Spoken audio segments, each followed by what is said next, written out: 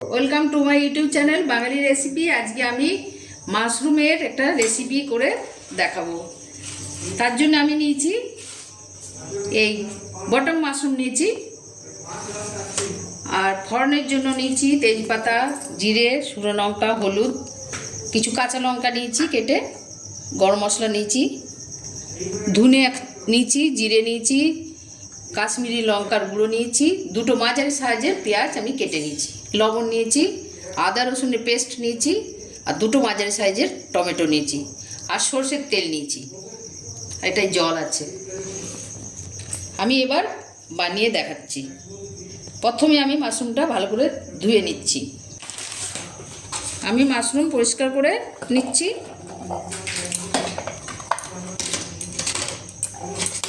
আমি এখানে 2 চামচ ময়দা দিয়ে দিলাম মাশরুমটা পরিষ্কার করার জন্য। 2 চামচ ময়দা দিয়ে দিলাম। এবার আমি পরিষ্কার করে দেখাচ্ছি। এভাবে মাশরুমের উপরে ময়দা দিয়ে ভালো করে ডলে ডলে মাশরুমটা পরিষ্কার করতে হবে। খুব ভালো পরিষ্কার হয়ে যাবে। আপনারা ময়দা দিয়ে মাশরুম পরিষ্কার করবেন এইভাবে, সব পরিষ্কার হয়ে যাবে।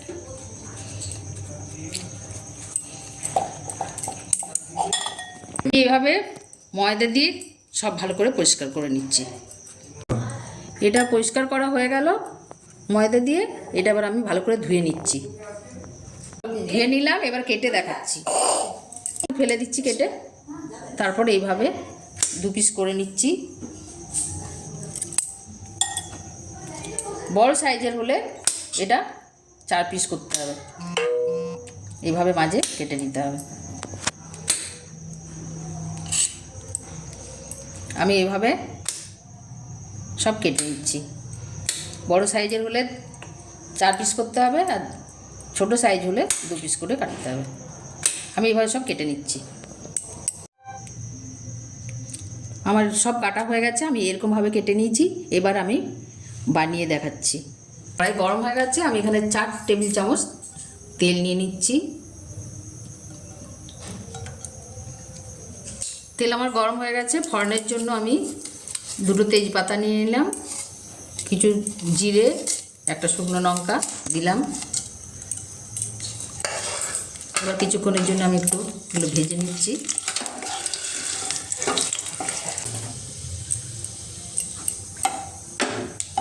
আমার ফড়ন ভাজা হয়ে গেছে, সুন্দর সেন্ট বেরোচ্ছে। এবার আমি এখানে পেঁয়াজ, কাঁচা কুচানো পেঁয়াজ আমি দিয়ে দিলাম।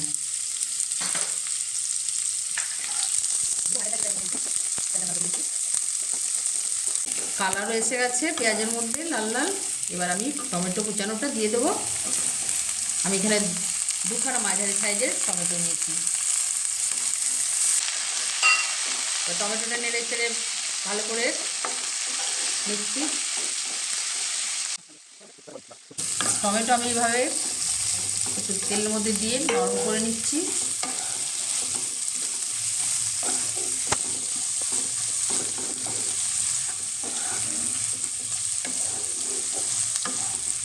আমার টমেটো নেড়ে চেড়ে নেওয়া হয়ে গেল। এর মধ্যে আমি এবার মশলাগুলো দিয়ে দেবো।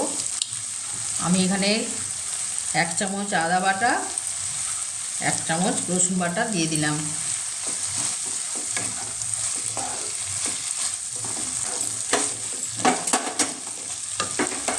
আমি এবার আদা রসুনের পেস্টটা ভালো করে কষিয়ে নিচ্ছি।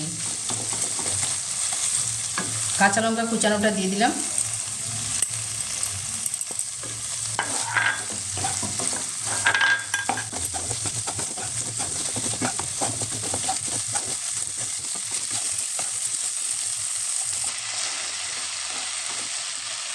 এবার আমি 1 চামচ জিরে গুঁড়ো দিয়ে দিলাম, 1 চামচ ধনে গুঁড়ো দিয়ে দিলাম, হলুদ গুঁড়ো 1 চামচ দিয়ে দিলাম। ভালো করে কষিয়ে নিচ্ছি।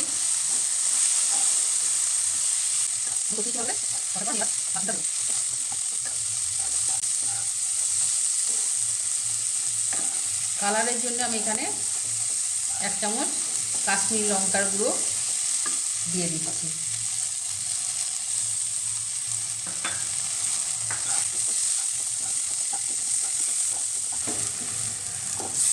আমি এখানে অল্প পরিমাণের একটু জল দিয়ে দিচ্ছি মশলাটা কষানোর জন্য।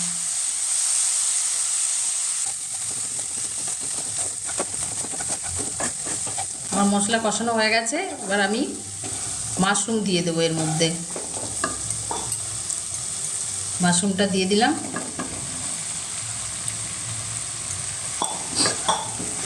ভালো করে নেড়ে চেড়ে নিচ্ছি।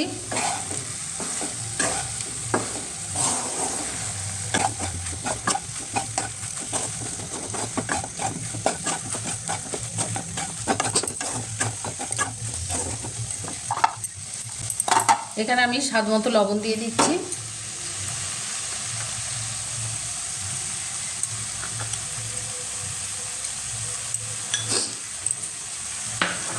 লবণ দিয়ে ভালো করে আর একটু কষে নিচ্ছি।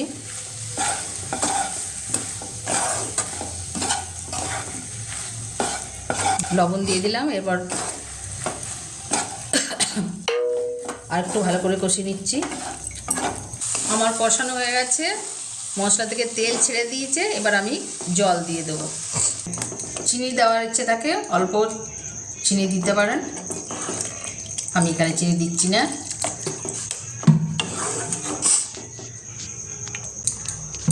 আমি এবার 10 মিনিটের জন্য লো ফ্লেমে ঢাকা দিয়ে দিচ্ছি। 10 মিনিটের জন্য লো ফ্লেমে ঢাকা দিয়ে দিলাম। আমি 10 মিনিট পরে খুলে দেখছি আমার মাশরুমটা এইভাবে নেড়েচেড়ে দেখে নিচ্ছি আমার রেডি হয়ে গেছে। এরপর আমি গরম মশলা দেবো, মানে এখানে 1 চামচ গরম মশলার গুঁড়ো দিয়ে দিলাম।